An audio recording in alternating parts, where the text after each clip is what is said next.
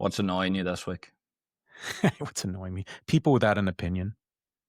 And the Oh, irony is, ASG, especially in this country, you would think everybody has an opinion because that's we see all this noise and chatter around all these other, these sort of socio-political topics. But I find personally, people don't have opinions.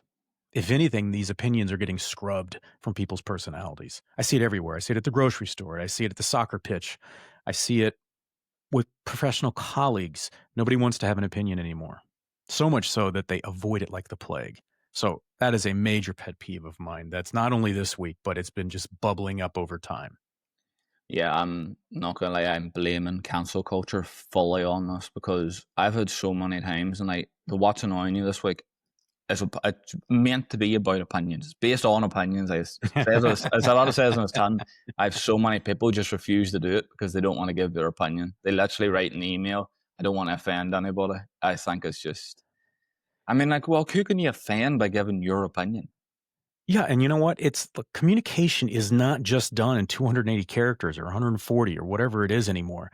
You kind of have to figure, threading the needle is not a bad thing. It's not about political speak or just sort of on the margins or the edges. But I don't know. I think to be a good communicator, you have to understand how to sort of weave your thought and opinion through potentially, I don't know, troubled waters, to use a corny line, right? It's not everything is so simple. So guess what? Have an opinion, but do so. I should add to my what annoys me. Make sure it's an informed opinion. Like we don't have to agree. I don't have to agree. We could argue about sports teams, right? I'm a massive sports fan.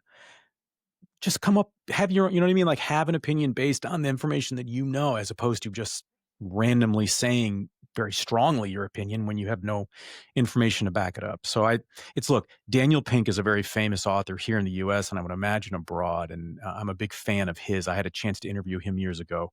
He has a saying, he talks about that we are stimulus rich and context poor. And that context to me is that's where that opinion lies. Like, uh-oh, I don't want to share my opinion with ASG on what's annoying me this week because is it going to offend a third of his audience or half of my audience? That's just not, I don't think that's reality. And I would hope that as a parent, I wouldn't be passing that on to my kids. I'm gonna try and piggyback off yours, I think, for mine this week because there's so many people that have opinions but aren't willing to listen to others. Have you ever had this? They don't listen to the two sides. They're so hell bent on one side. And just they're like, this is my opinion, I'm right, they're wrong. Never gonna ever change how I feel. I need to remind you where I live. I live in the US. Absolutely. I see that. Yeah, everything is about, look, I tell people all the time, ASG, ones and zeros are not stories, right? Like they're weapons, they're tools, they're deflectors. It's not a story, right?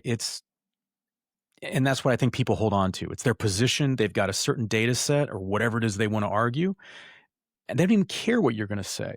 That's why sort of battling with other data, like data set against data set or, never works. It's like softballs to whoever your opponent is in your conversation or your debate. It's like, oh, all right, ASG, you want to talk about that? And then we're focused on that data point or that stat as opposed to the story. And the reason why you're asking to, I guess, contribute or collaborate. Yeah, I see what I mean.